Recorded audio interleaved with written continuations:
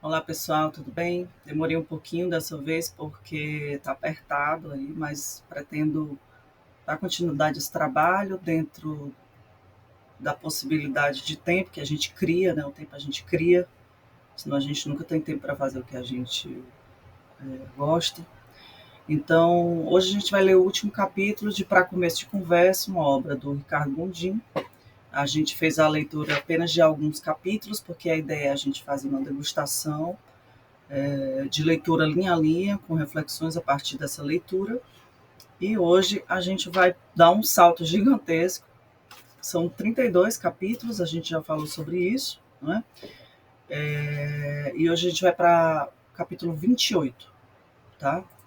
Então deixa eu projetar aqui, página 189.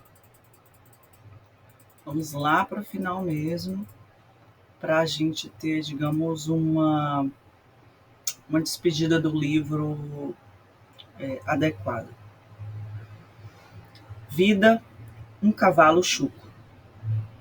É importante que a gente perceba as metáforas que ele faz para a gente perceber se a filosofia dele é uma filosofia, digamos, realista, pessimista, otimista, esperançosa. Quem lê os textos dele talvez considere que há uma veia, digamos, mais melancólica ou pessimista, mas lendo outras obras e também ouvindo suas falas, eu entendo que ele se percebe como realista esperançoso, alguém que identifica os problemas para enfrentá-los. Então é importante que a gente veja que ele utiliza para a vida uma metáfora de um animal indomado, né? Mais do que o animal, porque dessa percepção da irracionalidade dentro da metáfora, ou seja, é mais difícil do que lidar com um animal indomável. Vou começar. A vida é como um cavalo chuco, não obedece prognósticos, não segue vaticínios, não possui lógica. Quando puxamos à direita, segue em frente. Quando deixamos as rédeas cederem, acreditando que o cavalo continuará, ele empaca, teimoso. Desperdiçamos enormes pedaços de nossa existência na ânsia de encabrestar esse potro selvagem. Mas controlar a vida se torna um desafio estafante, um delírio de nossa falsa onipotência. Ciência e tecnologia, com toda sua soberba, imaginam trazer as variáveis da vida sob tutela. Infelizmente, as admiráveis conquistas médicas, meteorológicas ou cibernéticas permanecem longe, muito longe, de subjugar o cavalo arisco. Ele faz uma introdução justificando o título, a necessidade que a gente tem de tentar controlar a vida, quase que como um instinto de sobrevivência, mas a realidade da impossibilidade de dominar a vida e prevê-la em sua totalidade. Passando a página, o século XXI iniciou com a resignação global de ver que os idealismos fracassaram. As desilusões do século XX foram tantas que poucos ainda sonham com a possibilidade de conseguir domesticar a vida dentro dos padrões da moralidade pequeno-burguesa do Ocidente. É interessante, se a gente for fazer uma leitura só desse parágrafo, a gente vai ver que no século XX, Francis Fukuyama, um cientista político liberal, ele, que eu não aconselho leitura, não acho um bom escritor, mas ele vaticinou o século XX como o momento do fim da história. É o fim da história. Por quê? Porque com a vitória do capitalismo e a derrocada dos sistemas comunistas, a humanidade teria conseguido a evolução da regulação da liberdade, da vida, por meio das leis do mercado. Né? Era essa a lógica dele, que o liberalismo tinha conseguido chegar no seu ponto ótimo, digamos assim. Então era o fim da história, do ponto de vista de narrativas. O século XX provou que essa narrativa de fim, na verdade, ela é uma falácia, Hoje o século XX ele é fruto de vou repetir aqui, de um brutalismo, para lembrar do Achille Mbembe, que a gente já falou em outros encontros aqui para leitura, que é o encontro de um poder sem limites, de uma exploração sem limites, de uma autoexploração também sem limite, para lembrar do Byung-Chul Han. Então há uma brutal força de exploração humana que esvazia o campo da ideia de que alguma ideologia ou utopia tenha vencido. O século XXI ele é marcado por um estreitamento de horizontes, talvez pelo anúncio de um apocalipse cada vez mais perto, novas guerras, confusões teóricas, percepções sociais e culturais cada vez mais confusas, retornos às barbáries do Ocidente, também no Oriente. Então, a gente tem vivido no século XXI um momento de extremo desencanto. Né? Para utilizar agora um termo de Max Weber, né? Só que dentro de uma outra colocação, só estou utilizando o termo. As ideologias políticas, outrora fortíssimas, capitularam diante do império do mercado. As autopropaladas democracias arriaram as bandeiras do ideal e agora, mais do que nunca, contratam marqueteiros para se viabilizar. Isso aqui é maravilhoso, maravilhoso mesmo. É importante que o Ricardo já perceba que nós estamos dentro de um período neoliberal numa sociedade do consumo e que as lógicas do mercado ultrapassaram o âmbito privado e invadiram o âmbito público, né, em todos os sentidos, inclusive dentro da perspectiva da propaganda política. Veja que a fake news nada mais é do que uma propaganda política de consumo. A fake news ela é a venda de um consumo de uma mercadoria barata, com alto valor agregado, porque ao mesmo tempo que ela é barata, ela gera, principalmente se ela tiver um conteúdo de ódio, ela gera um retorno econômico gigantesco, né, para seus criadores. Então, veja que há um consumo. Nós estamos todos cercados em bolhas enviesadas por nossos algoritmos, que são nossos consumos conscientes e inconscientes, algumas vezes. E candidatos a cargos públicos nunca chiam quando se percebem vendidos como sabonetes. Isso é maravilhoso, né? Vendidos como sabonetes. A inquietação persiste. Como tornar o futuro um pouco mais previsível? Resta a religião? Os tempos lotados atestam que sim. A necessidade humana de se antecipar aos acidentes, de prever intempéries, de se proteger do contingente, se tornaram visíveis na feira livre que se tornou a religião latino-americana. Com um desencanto pós-moderno, olha que legal, ele utiliza a palavra desencanto, né? A gente falou agora há pouco.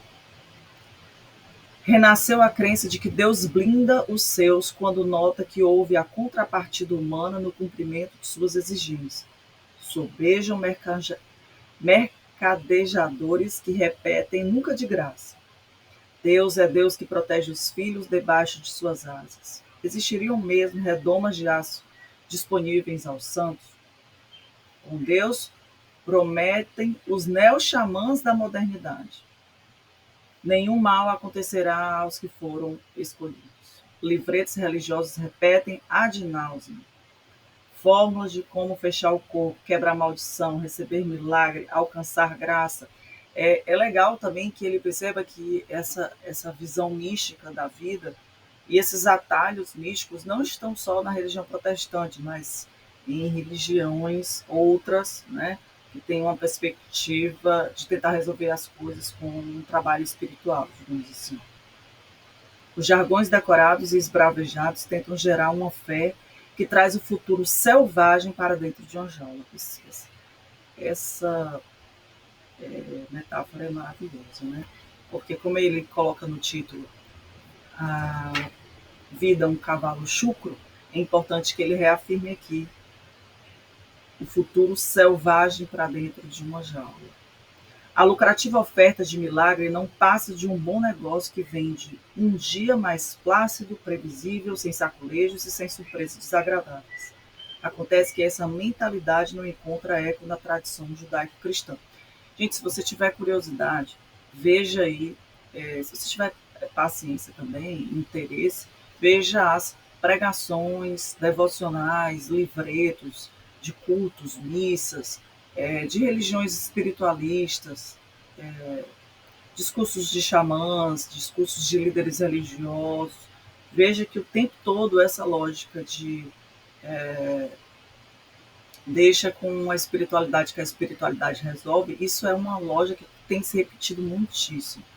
Né? Tem sido um fenômeno. E é só abrir esse intervalo. Quando o Max Weber analisou a ideia do desencanto, ele estava falando de outra perspectiva, diferente do Ricardo aqui.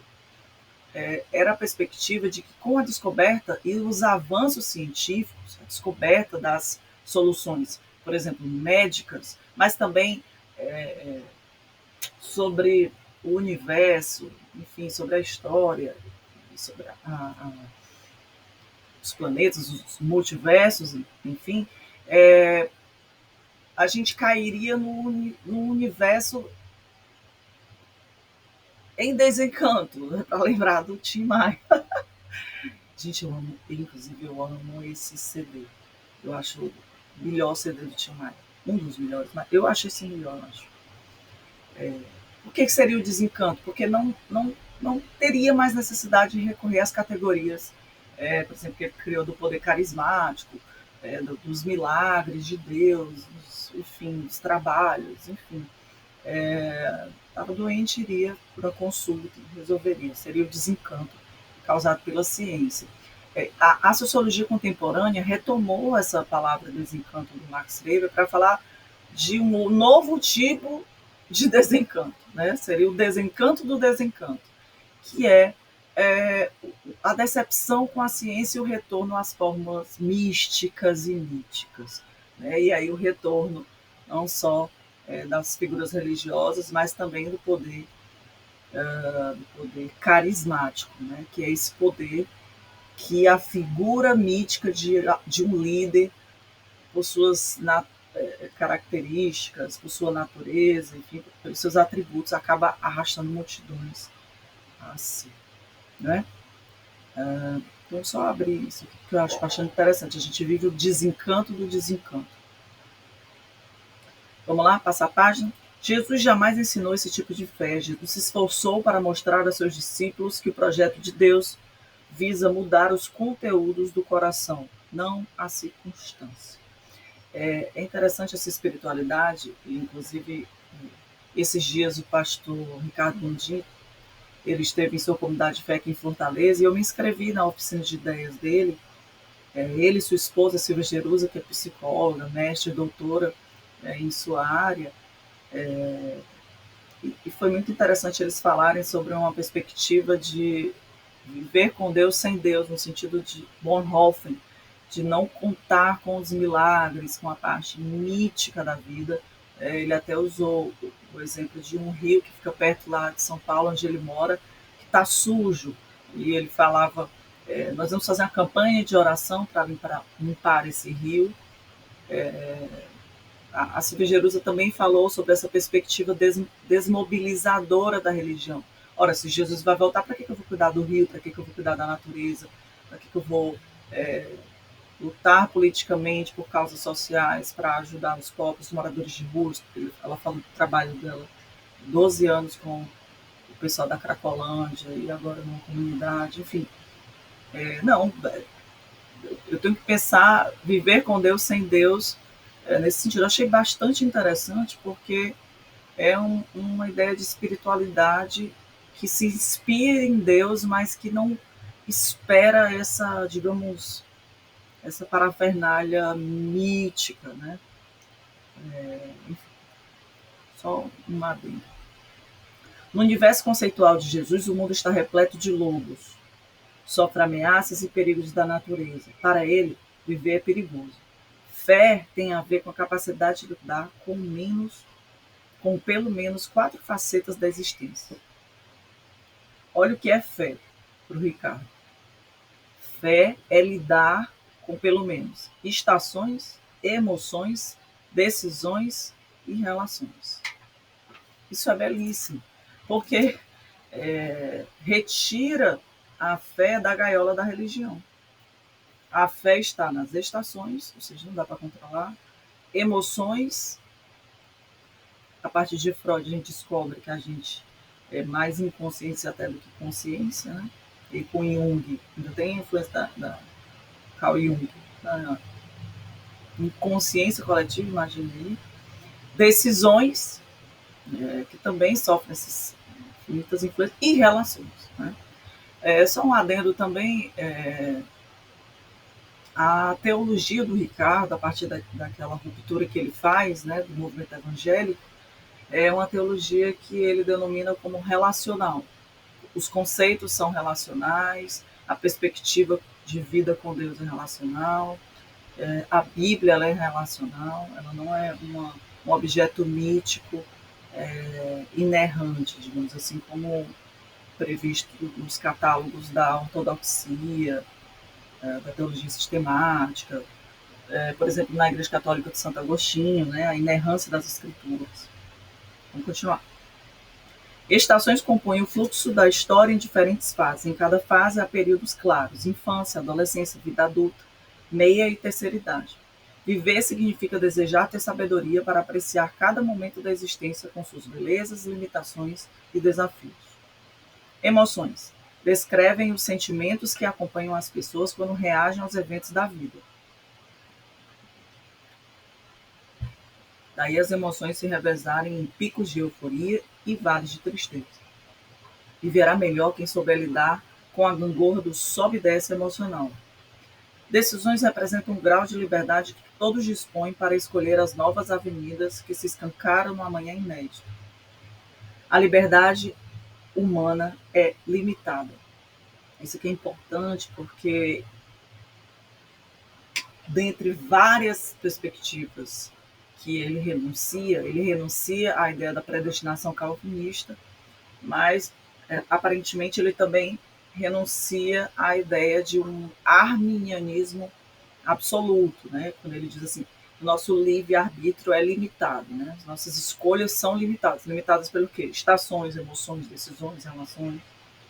Ninguém escolhe sexo, ninguém escolhe cor da pele, hereditariedade e sequer o lugar onde se nasce. Ninguém opta se terá de beber água.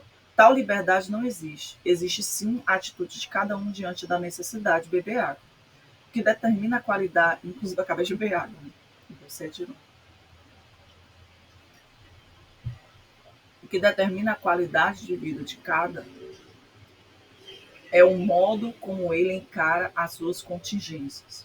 O segredo de viver vem na reação individual diante das vicissitudes ou dos prêmios que as decisões impõem.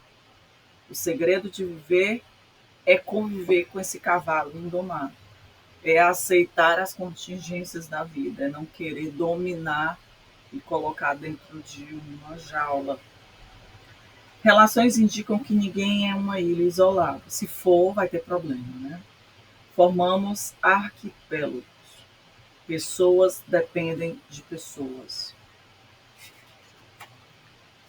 Vamos passar. Cadê? Separados. Opa. Separados na dificuldade de comunicação e verdadeira comunhão com outros, reside quase toda a angústia de existir. Ele cita o Veríssimo. Vive quem aprende a lidar com o diferente, na paciência de aprender a amar e deixar-se amar. Vida é a alazão. Volta de novo a metáfora do animal. E aí veja que o Ricardo ele tem uma teologia muito literária, né, no sentido de literatura mesmo. Ele cria uma história que tem um fio condutor, né? Isso é muito legal. Vida é alazão, sempre arisco e indomável. Assim só se vive de verdade quem respeitar as fases que o tempo escancara, quem lidar com suas próprias flutuações emocionais, quem reconhecer e aceitar os desdobramentos de suas decisões. E quem se vê, irmã, na vasta família humana. Essa ideia de se ver irmão na vasta família humana já é, já é uma sinalização de que ele percebe que Deus tem filhos fora da religião, né? Deus tem filho fora da religião dele, fora da religião, né? Se vê irmão na vasta família humana. E mesmo que o potro esperneie, venha o que vier, viver não o amedrontará. E aqui eu termino a leitura do Ricardo colocando essa questão. Esse livro, né, esse livro, ele com certeza vem de um processo doloroso, né, de uma experiência bem indomável que ele sofreu de sua experiência na Índia e também, acredito, no Brasil, né, das inexplicáveis tragédias que não conseguem casar com a doutrina de que, por exemplo, Deus controla tudo. Então, esse primeiro livro sobre espiritualidade foi, obviamente, um livro de minha experiência é, espiritual, né? Eu sempre digo assim, eu acho muito legal que eu tenha conhecido o movimento protestante a partir da comunidade Bethesda, a partir do Ricardo Gondim, porque isso me deixou de alguma forma protegida de algumas loucuras que eu venho vendo aí em algumas religiões. Por exemplo, o movimento bolsonarista no período 2020, né, 19, 20, você via, e você vê ainda até hoje, pessoas utilizando púlpitos e Bíblia para levar pessoas a votarem em fulano e no Beltrano. Para encerrar, já que o capítulo foi bem pequeno e é o nosso último encontro sobre, para começo de conversa do Ricardo, eu vou citar apenas um trecho de um autor, o Huxley, Aldous Huxley, que o nome do livro é A Situação Humana. É um texto, na verdade, parece uma coletânea de vários ensaios, e chega um momento, já no final do livro, esse é o livro, eu com a minha super técnica de bater foto, né, e colocar aqui, eu indico que você leia pelo menos essa parte final do livro, que tem a ver com espiritualidade, porque é interessante como os filósofos começaram também a investigar a capacidade mítica que há na própria palavra, né? Palavra que eu digo não só a Bíblia, né? Se tiver alguém aqui que é religioso, religiosa, quando eu falo, e monoteísta, né? Que tem um livro, eu falo palavra, você já leva a palavra de Deus, né? A Bíblia, enfim. Mas eu falo de palavra mesmo, né? Como as palavras elas têm um poder mítico de encantar e arrebanhar as pessoas. E o Huxley, ele brinca com isso quando, na página 190 em diante, ele utiliza João capítulo 1, versículo 1, que é um texto que o evangelista João, ele traz como metáfora o... Opa, tá aqui. Ele traz como metáfora o próprio Jesus, e ele utiliza a palavra verbo, em outras traduções tem palavra, logos, para falar de Jesus, que no princípio era a palavra e a palavra era Deus, enfim. E aí ele brinca com isso, né? E aqui eu gostaria de ler só essa parte para deixar sobre reflexão, para a gente não pensar que é só a religião que por meio da palavra de Deus engana as pessoas e etc e tal. Há uma questão muito forte da palavra como um pressuposto, obviamente, de encanto, né? O ser bela, desculpa, encanta. Isso não é só da religião, isso é do humano. Eu gosto muito de uma reflexão Benins, que ele fala que a primeira virtualidade que o ser humano criou não foi a internet, a primeira virtualidade foi a palavra. Porque a partir do momento que essa palavra ela é escrita, ela toma caminhos que são literalmente virtuais. Você não tem ideia de como ela será lida, recebida, etc. Então vamos lá. O princípio era o verbo é completamente verdadeira no que diz respeito ao começo do mundo estreitamente humano. Não há dúvida de que a forma de vida estritamente humana surgiu quando foi possível ao homem falar. O Harari ele chama isso de revolução da linguagem. Né?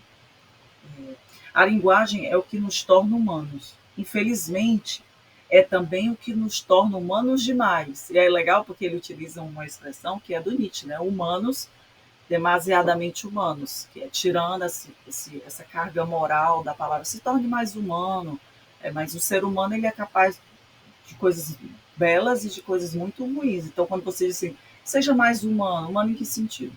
Né? Aí ele diz assim, nos torna humanos, mas humanos demais. De um lado, é a mãe da ciência e da filosofia, e de outro, produz toda sorte de superstição, preconceito e loucura.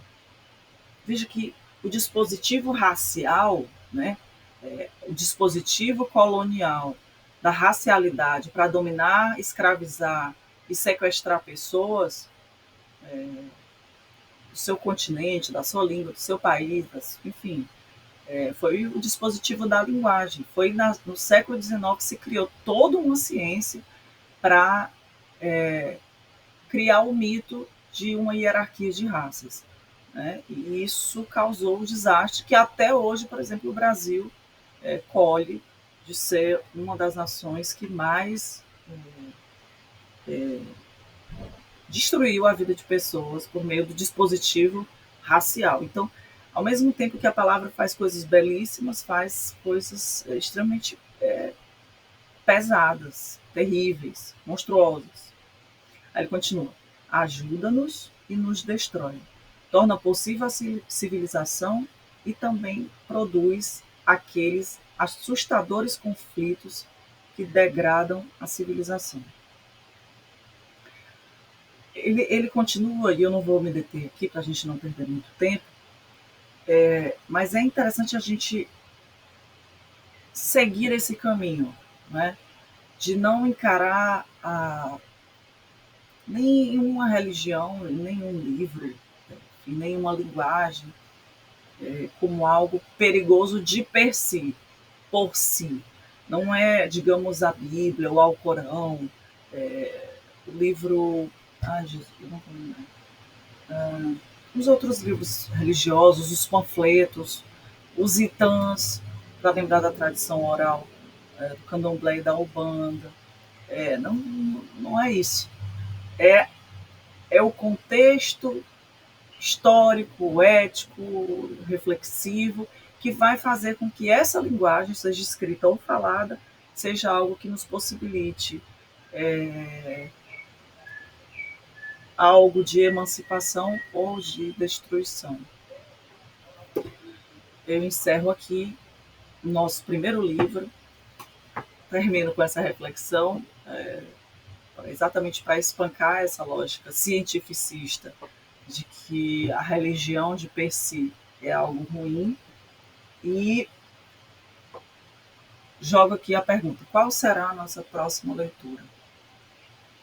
Eu vou mexer nos textos que tenho aqui sobre espiritualidade e vou ler outro autor ou autora. Espero que a gente consiga compartilhar mais e mais conhecimento com as pessoas que estão aqui. Muito obrigada e até a próxima.